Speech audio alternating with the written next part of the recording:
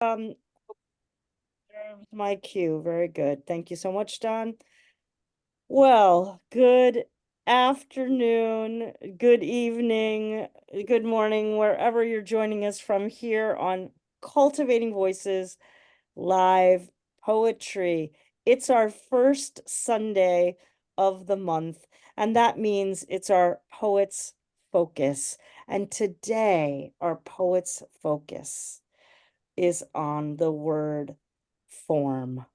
The poets bring a poem in any form they choose, whether that's traditional, invented. And for the next 90 minutes, we will be exploring poetry through the prism of forms. I want to, before we get started today with this carousel of forms, I want to just say how much I appreciated the incredible poetry month that we had together here on Cultivating Voices live poetry as we were joining, as Kim and I were joining you with the support of Don, of course, here in the States, for our amazing tour through Ireland. And I cannot express enough gratitude for all the poets that we met in person. What an incredible, I was just so moved by the entire experience, day after day, evening after evening for the entire month. Of course, it was National Poetry Month in many countries. And if you ever have a chance to spend Poetry Month in Ireland, I highly recommend it. I'm already trying to figure out how I can spend part of next April in Ireland. So thank you to one and all who came out to visit with us, who shared your poetry. People opened their homes to us. We had incredible meals with people. And of course, we heard incredible poetry. And that really is inspiring us to move forward for our last 2 months together before we take our summer hiatus. And last year, we have a fantastic month of May for you all here on Cultivating Voices Live Poetry. I'll talk about that at the end of the program. Let's talk a little bit about today's program, of course. As I mentioned, it is our Poets Focus on form. Each poet reading today, and we will try to just get to as many people as we can to fill the 90 minutes, will have, we'll read one poem and also have a little bit of time to talk about, what inspired this form, what they like about the form, how they discovered the form, whatever way of introduction to the form you'd like to share with us. If your poem is particularly short, like in a form like the form of a haiku, we would certainly welcome you to read that poem twice, but generally each of you will have the time for one poem under that exception of those shorter forms where it would be useful and of course easy for us to hear it twice. We'll let you make that determination, of course. Well, again, I want to welcome all of you to today's program. I also want to say, remind you all that the chat will be very active today. Please show your appreciation for the knowledge that you'll be receiving about form and the ways that people are utilizing form. Please feel free to use the chat respectfully and abundantly. Also, if your poem today would necessitate a content notice, please do consider the content and whether you think a reasonable person would need a I'm using like a law term. There's a reasonable person standard in the law. I went to law school for a little while, those of you who don't know. That would necessitate a content warning based on either whether some form of violence against a society or a human being, animals, anything that would be considered potentially harmful to the ears of another person. And just let you so that we can each make a determination whether we might want to mute in terms of self-care. We appreciate y'all adhering and paying attention to that content notice. With that, I'll also just mention, feel free to use the chat to put any of your announcements about upcoming readings, publications, anything you might like to share. Of course, you'd be very welcome to do that in the chat as well today. Well, let us go right to our first readers for today. I am so thrilled that the first reader today is Mona Zamfirescu. I'm glad you've been able to come on back. I know you had to be away for a little bit, and it's so wonderful to see you on our return back from our month being out of the States. So welcome, Mona. Thank you, Sandy. Thank you, everyone. Hello. It's great to be back. I'm happy to be here for the Forum Day. I've been pretty busy with the month of April with a 30-30 challenge. Part of it was to write in form. I wrote my first pantoum and a ghazal. I was kind of torn which one to pick for today, but I think I'll pick the pantoum. And just to say a couple of words about what is a pantoum, I actually put it in the chat as well. A Malaysian verse form adapted by French poets and occasionally imitated in English. It is a series of quatrains, and there's a lot of repetition in the form. The second and fourth line of each quatrain repeat as first and third in the next stanza. And then the first and third of the first quatrain repeat in the last stanza as the second and fourth. So it's like a circle looping back into itself. I thought about this particular form, and as a mathematician, I found it so appealing as it's turning back into itself. I was also greatly relieved to hear that you can take liberty with the form, which I did.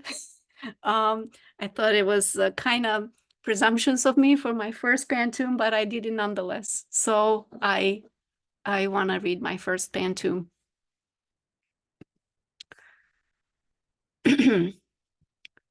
As long days come and long days go, beyond the blue, beyond the yonder, I wait for you and do not know the dreams that spill into your saunter.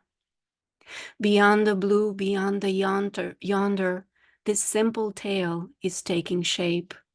Whether you dream, whether you saunter, its ripples wide and wider in its wake. The tale is morphing quietly, its shape a timeless, restless, solitary search. Its waves still ripple in its wake. Its current leaves me in a lurch. A restless lover's timeless search, a story told time and again. Its unexpected twists, a lurch of countless where and when. Time and again, as long days come and long days go, among the countless where and when, I wait for you and do not know. Thank you all. Kim, right out of the gate. Right out of the gate, Kim. Right out of the gate. Okay, Mona, I'm a little like giddy from travel. You know what I mean? Like I'm a little more than normal, a little more off kilter than I normally am off kilter. It doesn't matter. In fact, when I'm off kilter, that means that my amplification, my poetry radar is actually probably even more fine-tuned, I think, in a weird way. That's about as good as a pantoum can get, wouldn't you say, Kim? Yeah. My mom says great poem. You know, my mom is always my mom is the true barometer here. Always, as everyone knows.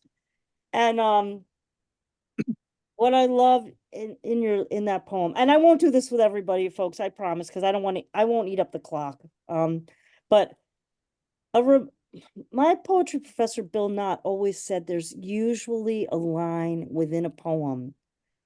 Every poem contains a line that really tells you what the poem is about or what it's trying to do.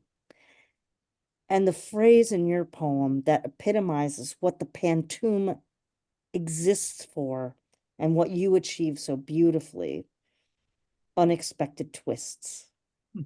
It had the most beautiful twists and turns, lyrical twists and turns. That's about as beautiful a pantoum as they get. We just heard Edward O'Dwyer do one on a program I was Edward here did it on this program. He had his pantoum about Adair from County Limerick. Oh my God, brava. Great use of the form, the pantoum. Thank you, Mona, for starting us off. So lyrically and formally. And great definition too of the pantoum. I think you really were able to categorize it for us well, what's going on in the pantoum. Well, next, up to the north now we go. David Brydges, welcome. Good to see you. Yes, good to see you too. Thanks, Sandy and Kim and Dawn and our global family. Sorry I missed most of April. I'm organizing my annual poetry contest and also a poetry festival and a national poetry contest that we had 279 entries from 104 poets. So I've been pretty busy. I just got the 20 winning results from the judge, so I'll be calling everybody next week with some good news. To me, haiku is the shortest distance between two moments. Haiku is retelling your story in many segments, getting to know the joyous neighborhood of your heart and rediscovering its many pleasures. As the artist says, today must not be a souvenir of yesterday. Haiku is a microdose of beauty in our immediate daily sphere. A haiku sparkles with spontaneous suchness, brightening the instant with one breath of imminence. An old window in our world appears anew. Behold the essence of the momentary. It's important to be surprised by simple phenomena. A haiku is an invitation to open your senses, to be fully engaged in its enchantments. Haiku helps me live a purposeful life when the nomadic moment playfully pulses as beauty magnetizes the mind to see its reflection. And here's a few short guidelines for the brevity beauty hunter. Begin with immediacy. Keep it simple, under 17 syllables and 3 lines, but not necessarily. It can be one line, it can be one word. The longest line in the middle. The last line is a surprise pivot. And let nature speak in the language of spontaneity. Edit lightly to keep the residue of rawness. And have fun seeing simplicity and feeling wonder. And in the end, it's all about how to listen to the image. That's a quote from filmmaker Jean-Luc Godard. So I'll be reading my one haiku from Random Sampling 2021 Haiku Canada Members Anthology. Two ravens walking on rusty shed roof, pine tree shadows. two ravens walking on rusty shed roof, pine tree shadows.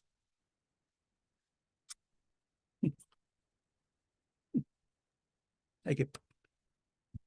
Thank you, everybody. That's David Brydges. And first of all, yeah, of course, you know, there's any reason that a person is not able to join us is exactly the reason. It's exactly why they need to not be joining us, you know. And so I like to always remind people that, you know, this is an ebb and flow, you know, through the river of poetry over time. And so glad to have you back, and congratulations on the fine work that you've been doing in the span of time that we weren't able to be in your wonderful company while you were being in the service of poetry. So, and I'm sure those folks that you'll be calling will be as excited to hear from you as you will be to call them. Well done. Again, great. Thank you so much for that.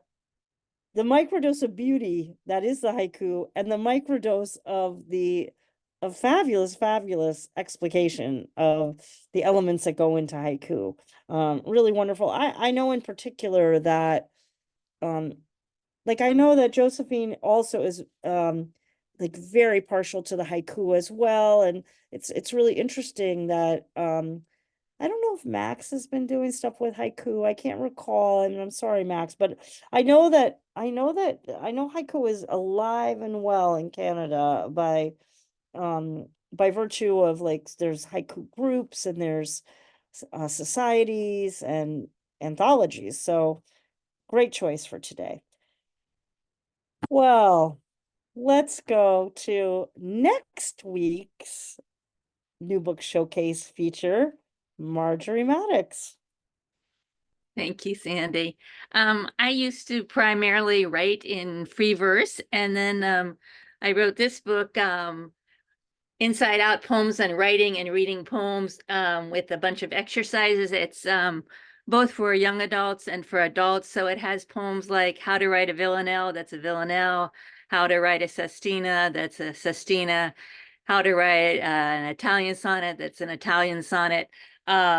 So if you know some young poets or even older poets who are beginning to write in poem, I'll put the link for this. I'm not going to read a poem from here today, but I just wanted to alert you to that. I have done a lot of school visits with it, so that's a lot of fun. So I'm going to read an old-fashioned Shakespearean sonnet, and I thought this form worked well for this particular poem because it's about ritual and how kind of domestic rituals, making the bed, doing laundry, cooking, can be a form of meditation, a form of prayer, and having that container of the form, I think, helps that. So this is called Making the Bed. Because my friends have died, will die, I praise these clean white sheets that smell of nothing dead. They're taking off or putting on the rise of cotton hope so small, I discard dread 10 seconds more. No seashore near these waves of air, I dream a faithful raft of sleep to float my loves on prayer past fear or pain, to sail away my well-worn doubt, to breathe again a peace that's daily lost, but found a minute here or there in what is cleansed, returned for weekly ritual, profound simplicity of pause. Because my friends are gone, I breathe in now the billowed sheets, the only silent prayer I dare to speak. Thank you.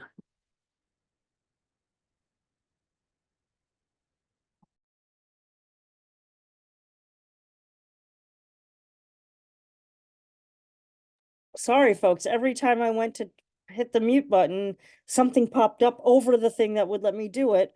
And then I went over to the other mute button and then something else popped up. So obviously someone wanted to keep me, some divine inspiration wanted to keep me muted. Yeah, what a terrific sonnet that is. Man, yeah, very contemporary, and yet I could see all the I could see and hear all the elements there, and I loved that turn into the rhyming couplet, like phenomenal. Oh man, just stellar sonnet. And thank you for the yeah, please thank you for letting us know about your book about form.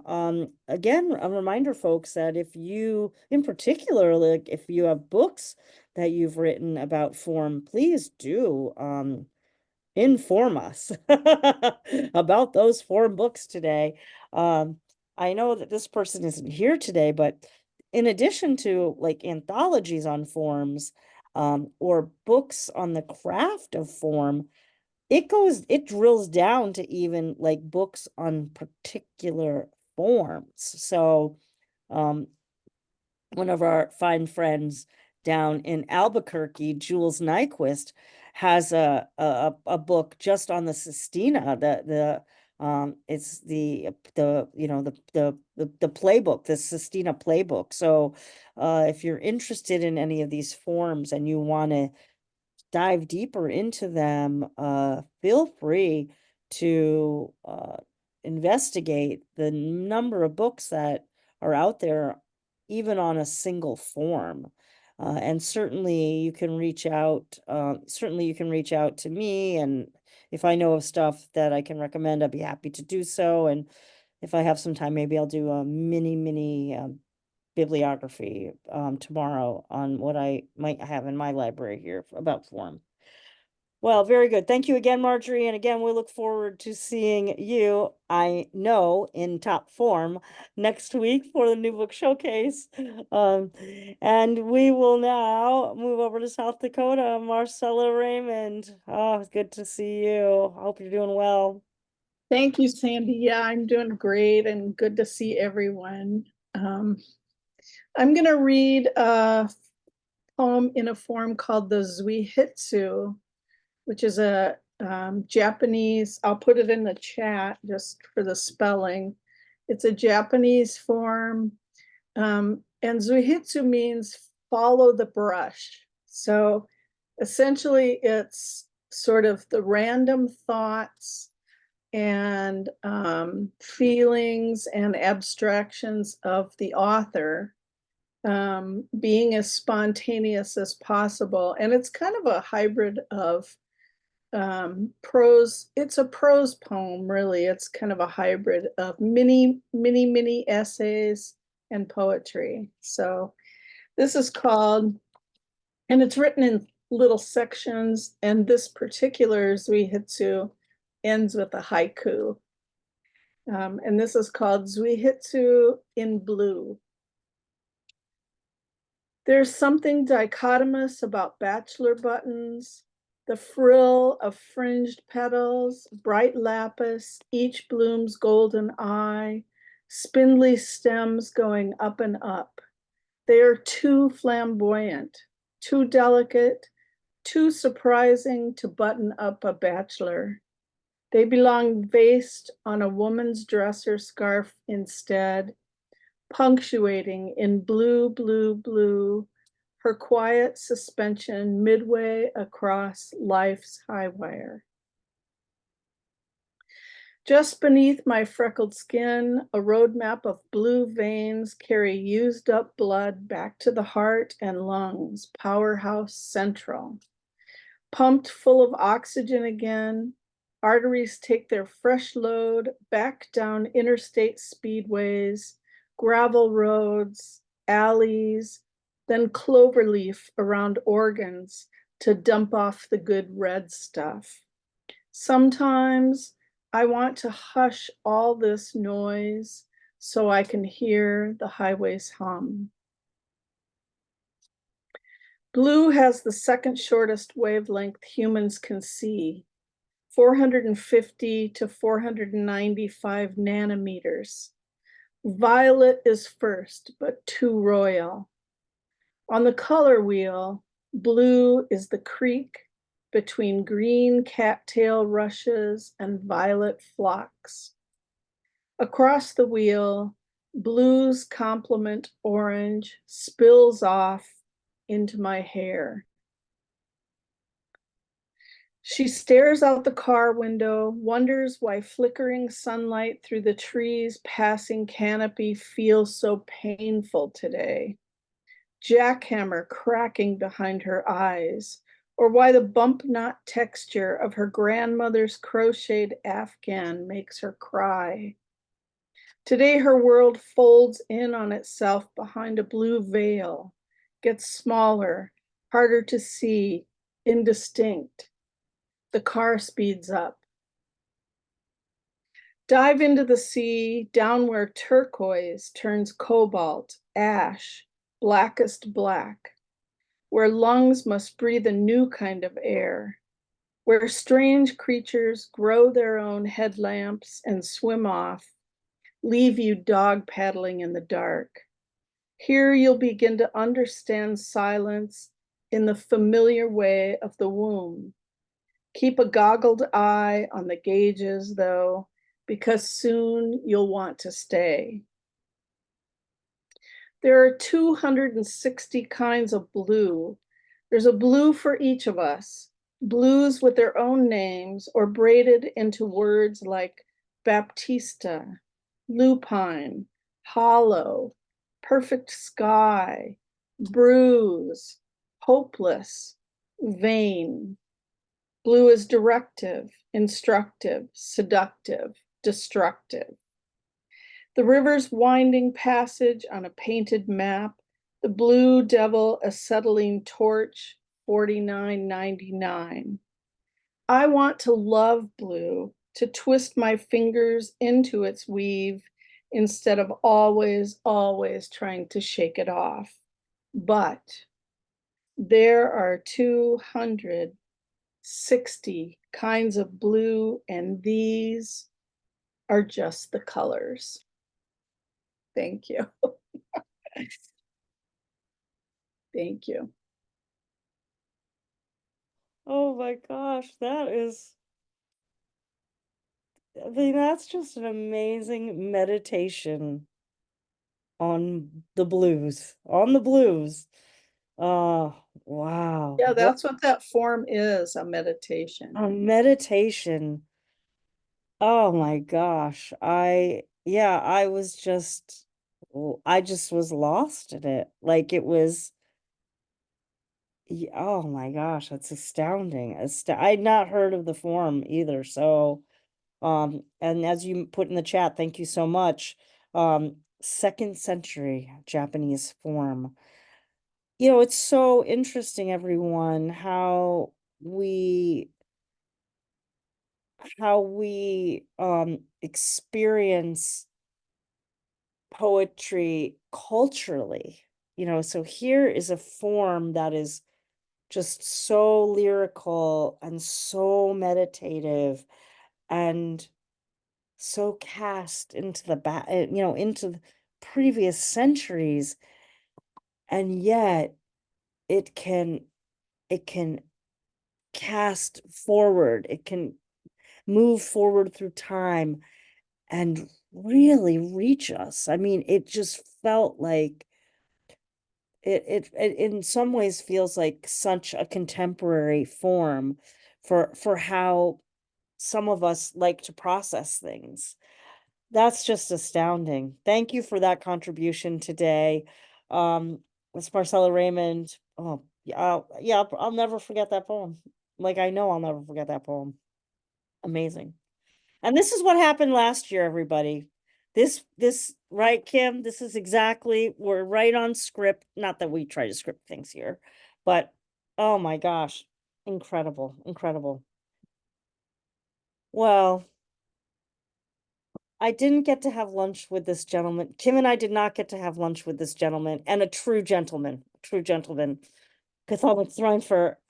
But Cathal, I believe I am coming back in August, and you are at the top of my dance card. I'll keep all the restaurants in Limerick booked. So you'll be okay. We can at least use one of them. Good to see you in the flesh, both yourself and Kim, and I'm glad to see you had such a good time while you were over here, Sandy. Well, short little poem for you.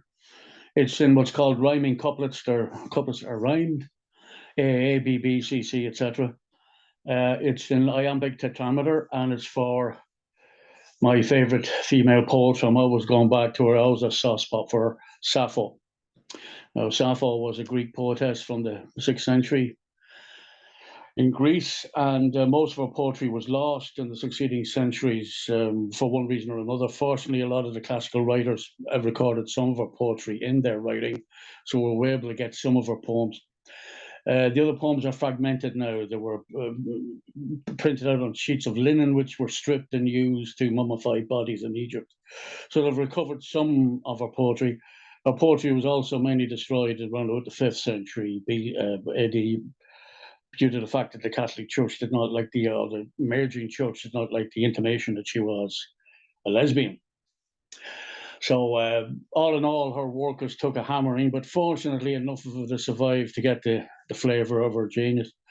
And as I say, I'm always available to either read or listen to a bit of Sappho. So here's about an 8-line or so poem to Sappho. It's an iambic tetrameter. Why does she hold me so in thrall? Her words like scented roses fall to garland her sweet thoughts and bloom, to fill my head with their perfume and leave me lost for wanting more, to rage against that furore of lesser and graceless ages where meaner souls tore down pages of her sweet verses line by line to buried parchment in quick line, to still her voice for future time with only fragments of her rhyme that fall sweetly upon the lip, left lonely there without her kiss. There, my friends, my dear Sappho.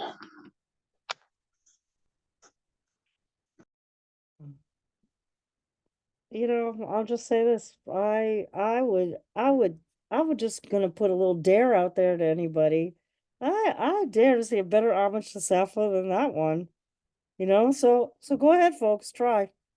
Go ahead. Because we can't have enough. There could not be enough homage. So I encourage you to take Cathal's lead and oh wow, beautiful. Rhyming couplets in iambic, not pentameter, but textameter. Textameter. Woo! Oh, that's a feat. That's a feat in poetry. Feat in poetry. Beautiful. Thank you so much, Cathal. Thank you. Thank you. Well, another poet near and dear to Kim and I, whom we got to meet in person in Sligo when we had the unbelievable honor to be reading in the W.B. Yeats mystical, magical building in Sligo, right downtown Sligo, across from the Glass House. Remember, Kim? I kept crying. Kim.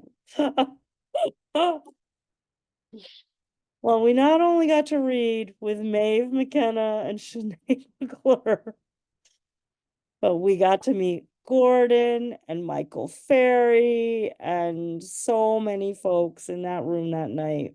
And you know, these things that I'm sharing with you all, these are memories that I will never, ever forget in my whole life. Because prior to this, we had had the amazing experience of meeting so many people in the darkest of times in these amazing squares that provided connection. And it had been my dream, it had been Kim's dream, that one day we'd get to meet people in person. And it has not disappointed. It did not disappoint us one iota. So meeting Gordon, right up there, high on the list. And so it's so very nice to see you now. after our in-person meeting. Good evening, everybody.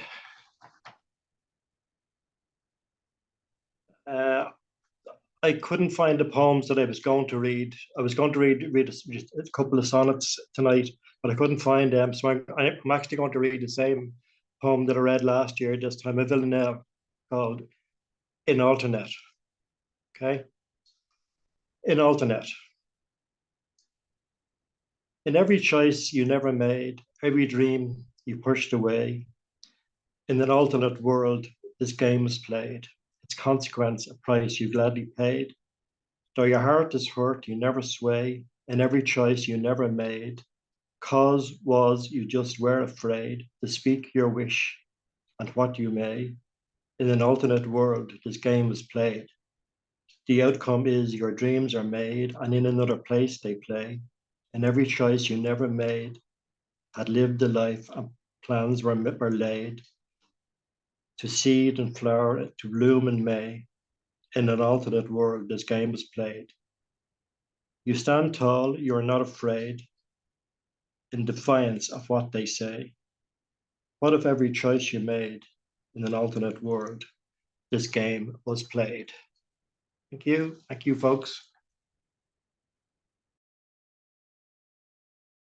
A reminder that repetition is very good. And of course, the villanelle is chock full of repetition in its form, but to hear a poem again, I always love to hear a poem again. And, you know, this is probably a good moment to just remind folks or encourage folks, you know, we're all seeing like kind of the magic that gets unlocked when we go to form, particularly for somebody like myself or Marjorie, as Marjorie was saying, like usually is writing in free verse, and then what can happen, the way that writing in form can inform your poetry in a way that is unexpected to you, and then what you can learn and then apply back to free verse if that's your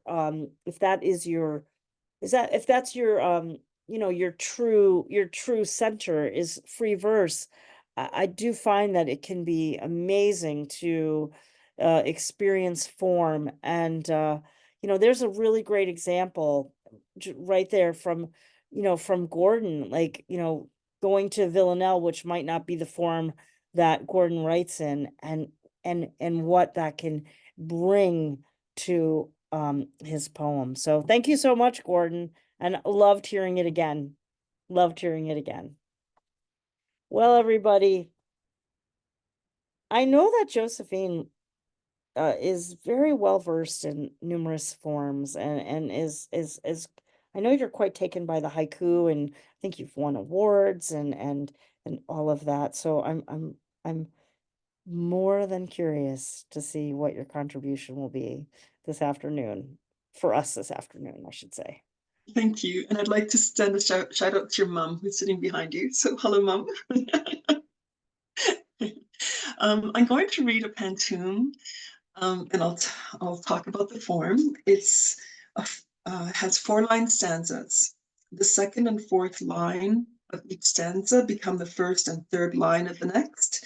And typically the last line of the pantoum is an echo of the first. And so this pantoum was born out of a poem that I wrote, free verse. It had 178 lines and rambled on for 5 pages. And my mentor at the time said, okay, but can you put it into form? So it's a pantoum and it's called For My Children. I do not want to remember, but it is wrong to forget the exact shape of my grandfather's fingers. He cupped my chin, called me Jojo. My mother used a washcloth to wipe my father's face. The exact shape of my grandfather's fingers, your feet jammed tight in the space against my ribs, your tiny fingers holding onto mine, my grandmother's soul leaving her body. Feet jammed tight in the space against my ribs, the softness of a baby's skin, my grandmother's soul leaving years before we lowered her body to the ground. the softness of a baby's skin. I cup your chin, call you Jojo. Years before we lowered my grandmother's body to the ground. I do not want to remember, but it is wrong to forget.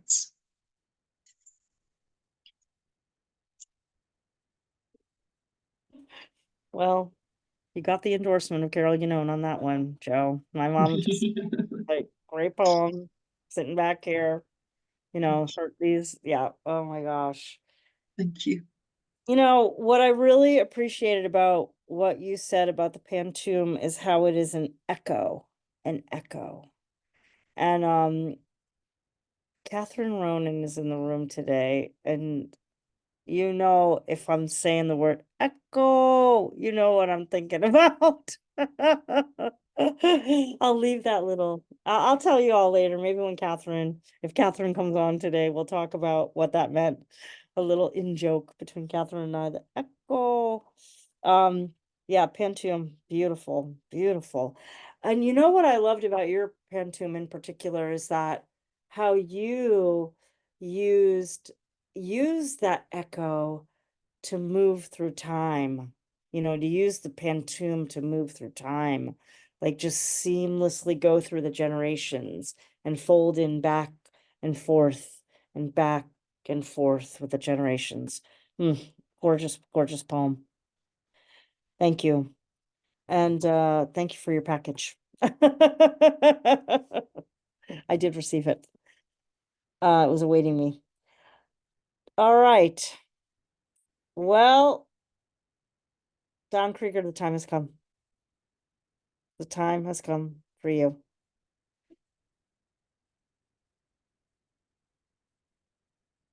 Here it is, my friends. Don Krieger. Thanks, Andy. This is a haibun. The short description of a haibun is it's free verse which cannot contain itself, and when it can't, it bursts into haiku.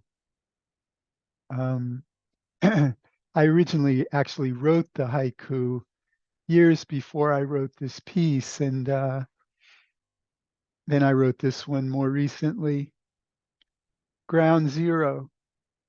In November 2023, Gaza's Al-Shifa hospital came under repeated Israeli attacks as a suspected Hamas command center and hostage transshipment hub. In the ensuing weeks, the 50,000 refugees sheltered there and many patients, including 31 premature babies, were evacuated to save their lives.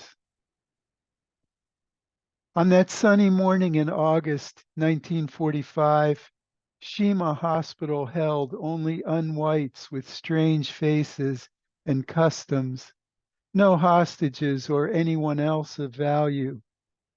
Why not incinerate the 80,000 in and out around it and doom 200,000 more to something slower and crueler? 200 yards to the west, the city's commercial exhibition hall braved the hellfire and still stands. Today, Hiroshima is reborn with 10 times the population it had when America killed it. Shima Hospital was rebuilt where it stood, but the scorched walls of the exhibition hall remain naked, a testament to the resilience of European handiwork, to the defiance of life in the face of wholesale murder, all embodied in the dogged tolerance of stone for insufferable heat.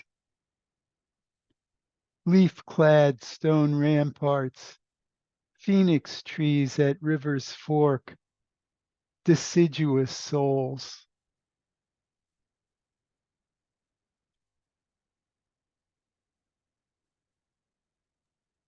Oh, Only see the endings. what?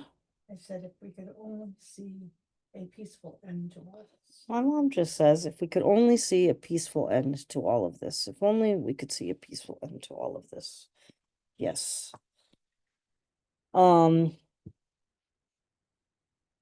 Folks, we've been with Don for, you know, because Don is a pillar. Don and Kim are the pillars that hold this program up. So we've been fortunate enough to hear poems from them with some frequency over the years. And Don brings us always a particular prismatic, you could be particular and prismatic at the same time, a particular prismatic perspective on the world and its profound failings to humanity. I'm saying this because I think that using form allows someone like me to write about the absolute unspeakable when I cannot wrap my head around something that has moved, that is disturbing me and moving me at the same time. And I feel compelled to write about it, and I don't know how to write about it. A form will help me write about it. And it's never a poem I want to write. So again, here's another example of form's power, in that it truly can support you in examining the unspeakable that you wished you never had to speak. It can support you in writing that kind of a poem. That's been my experience with some form poems over the time. All right, enough of my soapbox on form there. Don Krieger, thank you for always bringing the truth, capital T truth. Well, we go to Olympia, Washington next, and I'm going to tell you something very interesting, Ken Burch. I took a photograph while I was in Dublin. It's my first time in Dublin, and I'm walking down the street, and all of a sudden I look up, and there's a marquee that says Olympia, and it's surrounded by stained glass, and I was like, oh my gosh. So, Olympia kind of follows me around everywhere I go. Wow.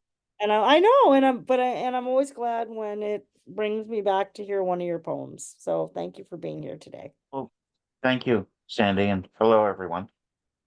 This is a sort of an exploration of a couple of poems what I've created here today.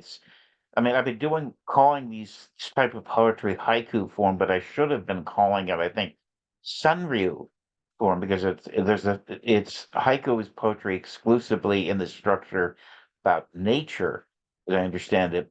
Senryu, which is named for a poet named Karai Hachimon, whose nickname was Karai Senryu. Senryu translates into English as river willow. I said translates rather than meaning, because I think I am trying to get out of the habit of saying things mean what something means in English, because things mean in every language everywhere. But he created Sanrio, and I see it as kind of opening the original form to more things. And this is sort of, I was writing this morning, and it sort of starts with working up to the number of letters in the Sanryu form and going into some of what's going to that could mean, and worked in a couple of things I read, one of which was that I'd not known this, but during World War II, and when they have the Japanese American internment, there were Sanryu writing circles in the internment camps. And I find that a very powerful thing, that people who were being held and did nothing deserve to be held were using that form to liberate those parts of themselves they could. So here we go. And it starts with building up to the number of words in the sequence, in the structure. Here we go. First, there were words, few of them in sequence. Then there were some more lined up in some rows. And as there were more, there seemed then that they could mean. Thus, then, meaning now make its way into those odd-numbered lines, and in so doing could burst out once again from these found spaces, could break clean away through the syllables arranged in small rows of three, and in the escape could seem to be in some way more words than they are. And then it was found that the structure to be known as haiku, not in fact haiku, for it did not focus in fact solely on nature, but instead about anything the poet felt should be that day's point. Senryu, the true term for each of these triads of 5, 7, 5, yes. And in this form, senryu, which I should study far more, named for the poet who created it, a man in a structured age chipping at the bounds of structure itself, in a time and place of which I do not know enough to tell of within the freeing limits of the form where these words dwell, granted permission to all who would write in his way in long years ahead, to write the harvest of all gardens, orchards within each of all of us. 17 beats freed to tell now of everything not allowed before. A beginning, brief, whether meant to be or not, a step towards the next. In internment camps, Japanese Americans held for no reason beside the need of certain politicians to look tough during war, and the envy of Anglo farmers craving land owned by Isai, then Nisai, those who would lose all they had while in turn confined in desert cells, wrote sonryu, freed minds, spirits, while their bodies remained locked away. Those of us who were not subjected to that owe it to those who were, to find and read and understand what they taught us in that form. Now, when placed in an interlocking procession, sonryu on sonryu, assemble slowly structures of learning, teaching, pathways towards fresh truths.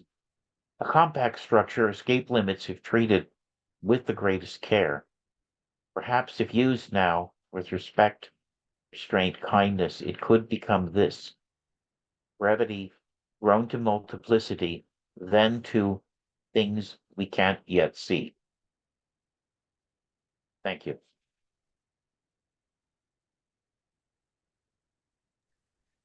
Wow, I love what a great, I love it also when form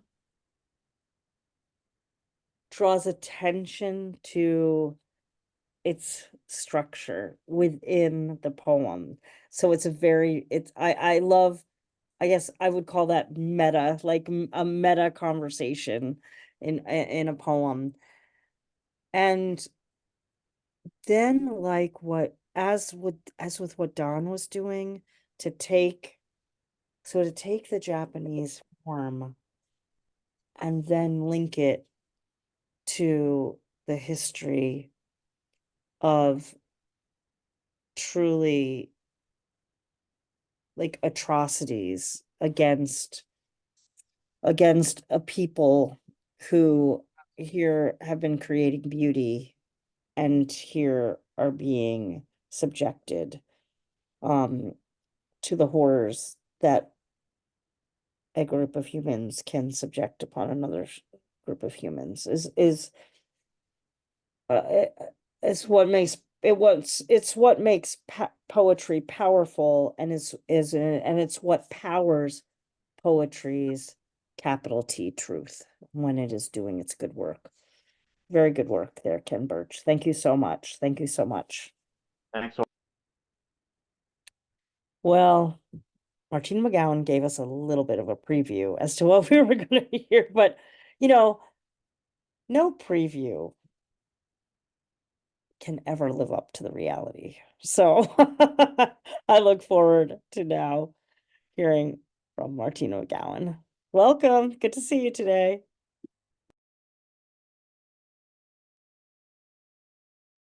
My internet's a little cranky. I'll do my best. I'm doing a sestina. Her name has been invoked several times. I've done Jules Nyquist's class. And if you're interested in learning to do sestinas, it's a great class to take. And she also sends you a copy of the book for the price. Sestinas are 7 stanzas. The first 6 stanzas are 6 lines. It doesn't rhyme. Each of the lines ends with a different word.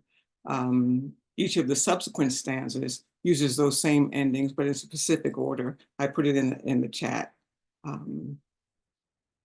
And you can obviously go to poetry.com or someplace else to get a better understanding. And I'm sure Sandy will explain it much better than I did.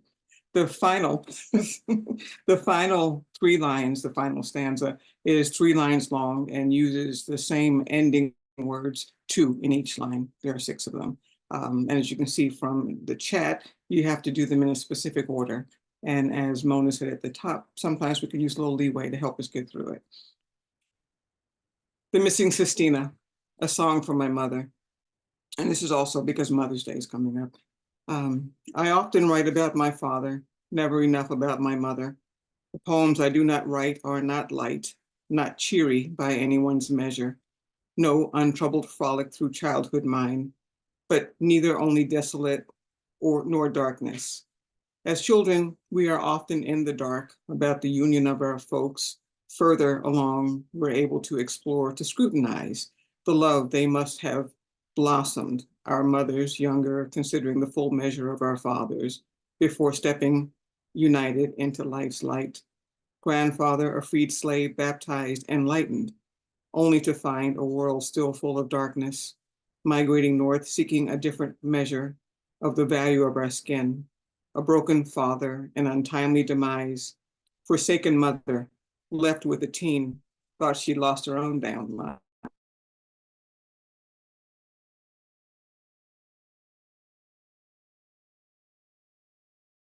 The poems of her own light, they would speak of courageous choices, my mom, struggling to save her girl child from the dark, moving our legacy to some degree further, raising the bar with fresh standards, new measures. Love cannot always be calculated or measured, while hurt is still assailing our hearts and minds. She made the leanest of wages stretch further and farther, praying one day the burden might lighten, generational curses lurking in the dark, boldness in things betokening a good mother. The poems I do not write for my mother would talk about a love I now treasure, for in our youth, useful gauges cannot be found in the dark, squirming through troubles and sidestepping landmines, slowly limping toward the ardent light, both silently grieving, missing my father. The darkness did not devour my mother, and by any appraisal, served as both mother and father, leaving lessons I now share with mine as we keep searching for life's bright light. Thank you.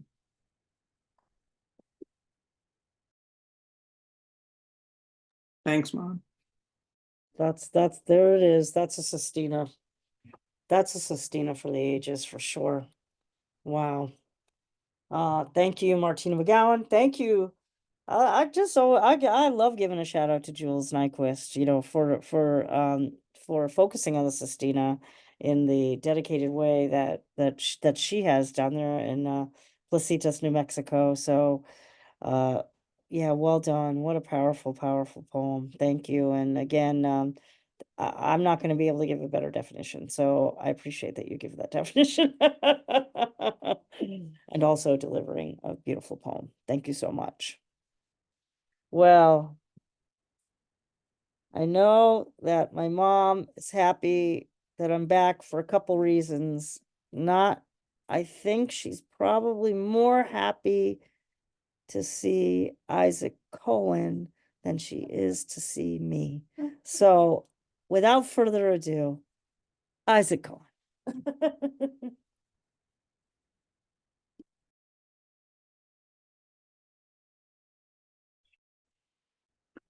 Yes, indeed. They came and they on my night.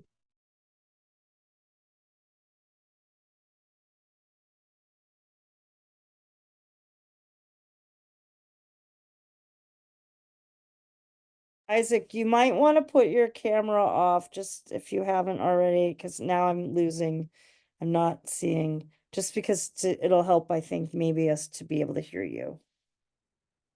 He may have dropped out, in which They've case when he dropped comes off. back in, we Okay. can I weave think- him back I think into the he dropped lineup. off now. Yep, I see that. Yep. Okay. Yeah, thank the next one up is Mary, and we Yeah. can just bring him back in when he comes. Yeah. Thank you so much, Kim. All right. Well, I'm sorry, Mom, that, I've probably jinxed Isaac's camera and going a little wonky.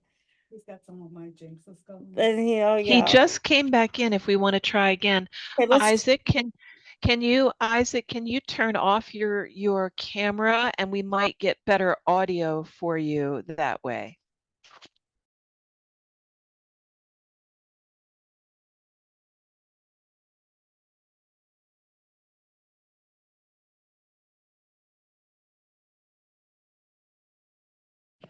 Yeah. As a Cohen, a leaf of peace. A leaf of peace fell on the course of my daughter. God, please keep it safe all my life and ours, so that life will be nice and happy. Please. Thank you, Sandy. Thank you, Don, and thank you, all my friends in the world. Isaac Cohen. Isaac Cohen. May a leaf of peace bloom into orchards of trees of peace. Yes. Yes. Thank you for that poem today. Yes, thank you. All right. We move now to Mary Mathis. Thank you, Mary, for being patient with whether you were coming on and then now. And it's so good to see you today here. And I'm very happy to hear your contributions. Thank you, Sandy, and everyone. I want to read a poem that is not written by me. It's a ghazal by Agha Shahid Ali, and I'll put his name in the chat in a moment in case there's some people here who may not be familiar with him. So Agha Shahid Ali, I love him to death, and he was born in New Delhi, but he grew up in Kashmir, which of course is that beautiful and tragic region in India, in the Himalayas, that is still, even to this day, and since 1947, since the independence from England, still contested between India and Pakistan, and then also now since 1959, I guess it was, even China for a part of it. So he grew up there, but he moved to this country, and he became a professor. And it was like 10 years after he moved here before he started writing ghazals himself. So I think he probably, just started researching his own cultural background. And so then in the 1990s, he started kind of, preaching about ghazals, not literally preaching, but spreading the word about ghazals to other poets and professors. And I think probably ghazals are known in this country and practiced, written by many poets, primarily because of him. Honestly, I think he's the primary influence here. He, the story, his story is as tragic as the story of Kashmir. His mother died of brain cancer, and he died of brain cancer also at the age of 50, I think it was. And he's been gone from us for a long time. So I just fell in love with his work immediately when I was first, when I first read it. And so I want to read one of his ghazals. I'll tell you a little bit about the form. I think a lot of you know it already. So originally this was an Arabic form, but then in the medieval period, Persians embraced it, and cultivated it. It's composed of couplets, and you'll see the rhyme scheme in a moment, or you'll hear it. And you're normally, I think, between 5 and 15 couplets. And traditionally, there's not necessarily any thematic unity between or among the couplets, rather. But I think that in this ghazal there is at least some. And also the poet's name is in the final couplet. So let's see. I'll have to go into my I also want to say that one of my honor students, and I forget which country she's from, but her name is Betsy Sandoval. She wrote a brilliant paper about this poem this semester, and I just read it the other day. So, whoops. Okay, here we go. Okay. It's called Even. Oh, let me also say that in the second couplet, there's quotations, and those quotations are from Adrienne Rich. And as you probably know, Adrienne Rich appropriated the form. He criticized her somewhat for this, but he also, he's quoting her here. She didn't stick with it, religiously, so to speak. She would vary it, whereas he really doesn't do that. But anyway, the quotations, there are quotations in the second couplet, and those are from Adrienne Rich, my very favorite poet. Okay, Even the Rain, Agha Shahid Ali. What will suffice for a true love not? Even the rain? But he has bought grief's lottery, bought even the rain. Here's a quoting part. Our glosses wanting in this world. Can you remember anyone when we thought the poets taught even the rain? After we died, that was it. God left us in the dark. And as we forgot the dark, we forgot even the rain. Drought was over. Where was I? Drinks were on the house. For mixers, my love, you poured what? Even the rain. Of this pear-shaped orange's perfume twist, I will say, extract vermouth from the bergamot, even the rain. How did the enemy love you? With earth, air, and fire? He held just one thing back till he got even, the rain. This is God's sight for a new house of executions. You swear by the Bible, despot, even the rain. Sorry.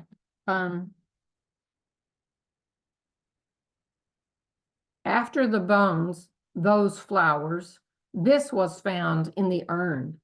The lost river, ashes from the Ghat, even the rain.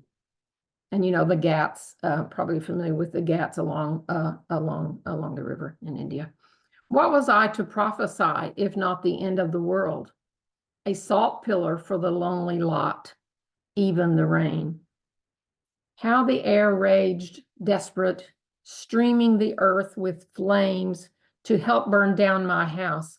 Fire sought even the rain. He would raise the mountains, he would level the waves, he would, to smooth his epic plot, even the rain. New York belongs at daybreak to only me, just me. To make this claim, memories brought even the rain. They found the knife that killed you, but whose prints are these? No one has such small hands, Shahid, not even the rain. Thank you. That last bit, I think, is from E.E. Cummings. Yeah, the second you read it, I thought that, yep, not even rain has such small hands. Yeah, that's right. Oh, wow. What a poem. I wonder, is there any possibility that there's a video or recording? I don't know about that. I think years ago, I just came back to Agha Shahid Ali after a few years of not reading him. So I think a few years ago I looked, and I honestly do not remember what I found. Sorry. No, I appreciate you paying homage to his work in bringing the ghazal to to not only Americans, but to, other, other poetry cultures, and how fortunate, this is when we're fortunate that we had the cultural exchanges with poets before the internet and things like that. When we were, when folks had come, when poets had come over and would be teaching in the, anybody who would teach in another country was bringing their culture of their poetry with them. And look at, and again, look at how that blossomed through time. We look, many years forward now, and how the ghazal is something that so many different poetry cultures include as a form that they enjoy working with and appreciating. What a beautiful poem. And I love that. Again, here's a form that allows for that repetition with the turn of a phrase. It requires that that rhyme be nimble and flexible. And we really saw it in that poem. Yeah, and the form itself is so flexible. I think that's one reason that it's so popular. I mean, pretty much anybody could write one, honestly, Maybe, yeah, you yeah, and it's very contemporary in that it allows for fracture and fragmentation, meaning you don't have to have a coherent narrative. Right. It is asking to not have a coherent narrative to create its coherence. Right. Again, thank you so much, Mary. What a great contribution for today. We'll see you next time, and maybe with one of your own. But again, thanks for what a great contribution. Oh, look, Don found one. Oh, okay, there it is. All right. In the chat. Don will put that in the chat. That was just 3 or 4 years before he passed. I think 4 years before he died. Thank you so much, Don. Thank you so much. All right. Well, folks, I'm gonna push us along so that we do get to everyone on the list. And I'm very, very happy to see Thomas Emmett here with us today. And yeah, so great. I'm so great that that you're here with us, and good to see you again. Thank you. Yes, I guess the second time that I've done this, and it's been edited a little bit since the last time that I read it to you guys. So it's going to be the same one form. So I guess it's structured the same as the Jabberwocky. Not quite, but I mean almost exactly. So 'twas dimming, and the winding road disappeared in the gathering gloom. Fall time had come for the wandering ones, and the glow in the west would fade soon. Beware of traps for thought, dear ones. The serpent thou shalt, the siren thou shan't. Beware the Wendigo's hungry lies, and run from ruinous doctrine's grasp. Poised with proverbial pen in hand, long time in anxious acts engaged, till tension between intention and tendency pulled hand to press ink to page. And as each self helped hoist their own cage, straight artifices with graph and flame smoothed and skewed all the world's stage. A game of numbers they proclaimed. Produce, produce, consume, consume, like Sisyphus go forth and back, blinded by rising lines of their own devising. Shake your head and escape, see past. What, hast thy stasis atrophied thee? Then craft new hands, tongue, eyes, and feet. Hear ye, here be the season of change. By new light turn the familiar strange. 'Twas dawning, and the winding road hid secrets as sweet as the moon.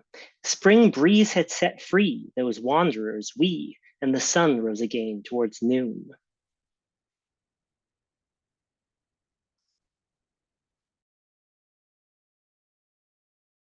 Thomas, if you came back and only read that poem every time for the rest of your life, I'd be happy.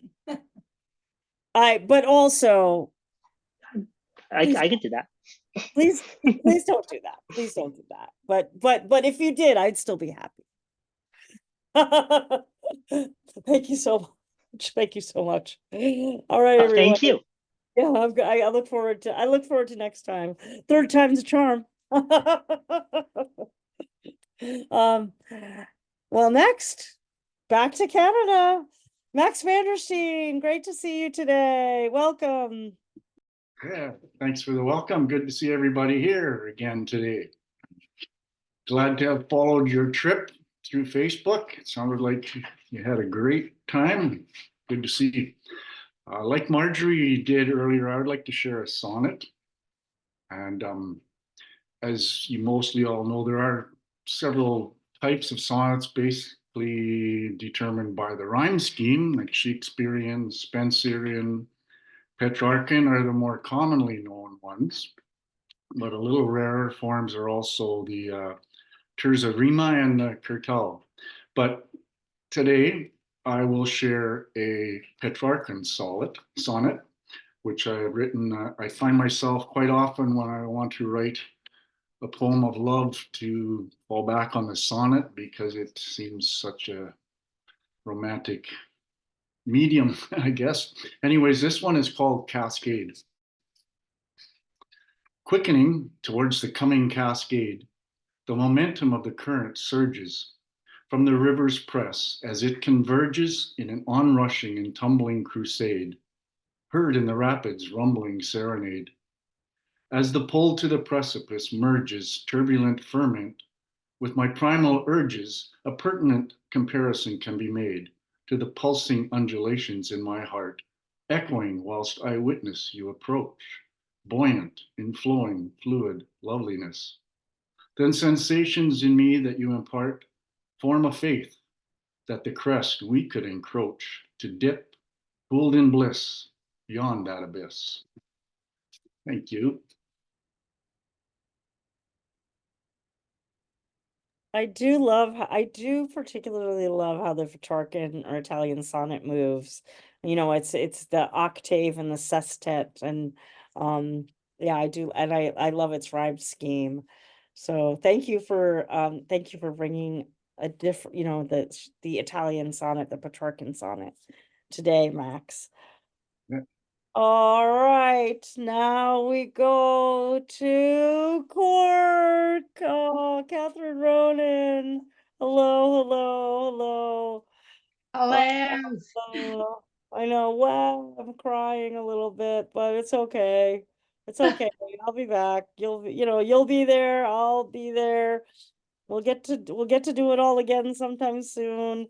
And thank you for just all the ways that you were supported us on the journey, and of course your contribution coming down to Cove for our Titanic reading, and yeah, it was just a thrill every time we were in your company.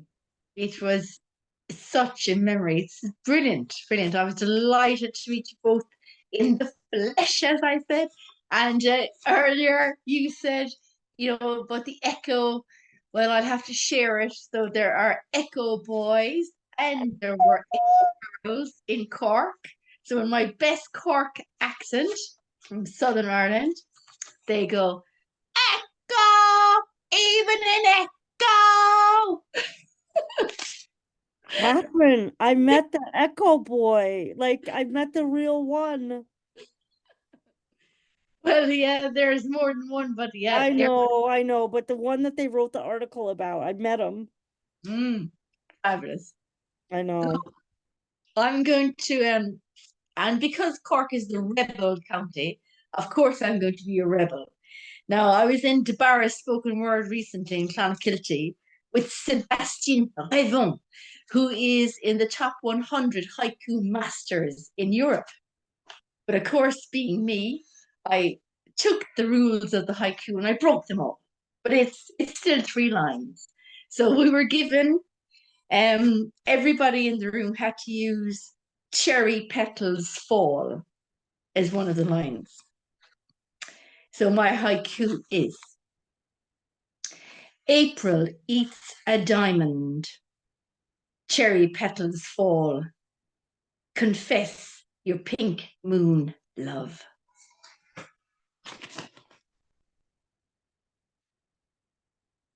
Go ahead, read that one again. Go ahead and read it again. Okay. April eats a diamond. Cherry petals fall.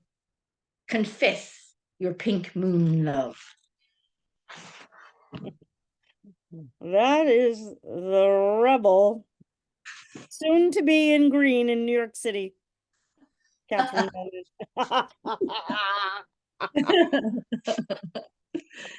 All right, thank you so much. All right, 2 more poets, folks. We're gonna do it. We're gonna do it, Kim. We're gonna do it. We're gonna do it the 90 minutes. We're gonna be right on spot. So up next, Kim Ports Parsons. Thank you. What a joyous program today. I learned so much and it's just so inspiring. You know, sometimes I'll say this, I use form sometimes to impose a challenge on myself to get the poem written. In other words, I'll have a lot of raw material and it'll hang around in sort of an unformed way. And then I'll think to myself, you know what this needs? This needs to be worked through a form. And then sometimes the form sticks and I stick with it and complete the poem in that form. And sometimes what it does is it leads me to what the poem is really about. And then the form falls away and I finish it as a free verse poem. And so I recommend this strategy to others. I think it's fascinating. And it's something about working with it that maybe some other part of my brain clicks open and I can get at the material in a way that I couldn't before. I'm not really sure, but it's a very interesting revision strategy. So I think I will read a pantoum with which I take many liberties with the form, and pantoums seem to be brought up a lot today. And what I like about them is the way they sort of circle back on themselves and keep spiraling like a drill deeper into the material. And the way when you're finished, what you began with is changed somehow. So thank you to Billy Brown, who published this poem in Fixed and Free. The title is Inheritance. This old shirt of my mama's is worn thin, and the seams are fraying. Soon the sleeves will just fall away like meat cooked long on the bone. Even though the seams are fraying, I keep wearing it, working my muscles loose, steaming my bones in the sunny garden, pressure cooker of memory. I keep wearing it.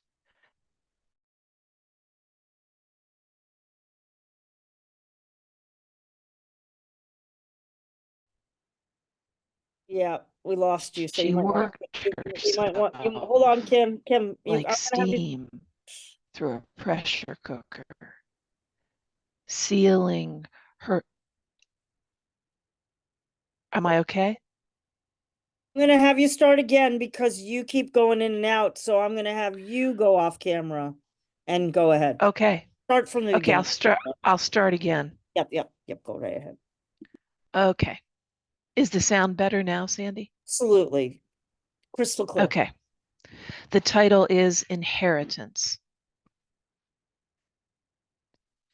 This old shirt of my mama's is worn thin, and the seams are fraying. Soon the sleeves will just fall away like meat cooked long on the bone. Even though the seams are fraying, I keep wearing it, working my muscles loose, steaming my bones in the sunny garden, pressure cooker of memory. I keep wearing it, trying to lose myself in work. The once red flowers faded to ghostly. She worked herself like steam through a pressure cooker, sealing her longest days under ball jar lids. Ghost of her once red lipstick blooms in my mind, her sigh as she skimmed foam from the jam pan, sealed the lids, and shelved her troubles. She stretched beans to a meal. She sighed and she skimmed fury. She weeded out pain, pinned fresh hurts to the line, conjured and stretched her strength and will. She believed earnest effort does not go unpaid. Today I weed and turn up fresh soil, line up seeds in hopeful rows, feel her hands guide mine. All her earnest efforts were stitched with pain. Her forbearance, like this shirt, well worn and thin. Thanks for listening, everyone, and for the great poetry today. My mom says, excellent poem, excellent poem. Oh my gosh. Yeah, and she does the same thing with her shirts, as do I. There we go. That's right. There we go. There we go. There we go. That is my immaculate, spectacular, beautiful travel co-spirature, Kim Ports Parsons. We did it. I'm so grateful and grateful for that poem, of course. Well, I'm going to close this out today. Oh my God, I think we're going to hit it. Well, no, we'll go like a minute over. So this is a sestina, and Martina more than did the sestina justice. So I'm not gonna describe, there's 6 words, they repeat in a very obsessive way. It's 7 stanzas. And I've been known to play with the sestina to break the rules, but this one doesn't break the rules. And I will say that I usually use the sestina for things that I'm having a hard time writing. This isn't one of those, but I have a poem about a sestina about Rachel Corrie that folks have heard me read. Certainly, my sestina Requiem for Orlando, I needed the form to be able to write that poem that I did not want to write. And speaking of Wright, Carolyn Wright reminded me that in the glass studio, there are 4 sestinas. So this is one that I actually don't often read, but because I've been flying a bit lately, I thought, oh, I'll share this one. So it's called Flight Plans for the New Home. For years, I've traveled 2-lane highways to find proof in the dividing lines at night. Where does family begin and end in the headlights' search for home? Isn't the turn into the driveway just another form of chair? What power compels the glove box to open, reveal its heart as summer begins to launch into spontaneous flight? And tomorrow she will travel alone to the airport to catch a flight in early morning. The chenille bedspread will try to hide the proof that she turned her body toward me with her unruly heart, just the length of a lyrical moment, an unspoken clutch for family before the lights went out. And in the far corner, the empty red chair blushes while everything shudders in my body, my new home for the night. For years, I have run away from that home. I have chartered planes and then missed the flights. All these women couldn't win at my game of musical chairs, couldn't calculate fast enough the geometric proofs, the Pythagorean theorem that would unlock my family's secrets, that would dismantle my ever fragile heart. Under that one night's frosted moon, our two hearts cling to the wisdom of dead poets. Build a model home for a few unsuspecting minutes, for one illusion of family, hoping to dream the night to breakfast. The flight still on time, the pilots performing their final checks, proof of her imminent takeoff in every seat, every empty chair in the airport now waving its goodbye. What woman can chair an investigation into a night crash where the flight disappears off the radar screen? What indisputable proof could ever make up for her loss? What homework could bring her back more whole than the sum of all hearts taking off and landing that day, than the sum of all families waiting for some good news? The airline creates a makeshift family room to simulate a comfortable den crowded with chairs. And now our last night together lingers mid-flight in my mind, every beat of my unchecked glass heart ticking like an antique clock searching for a home. Yes, I am in love again.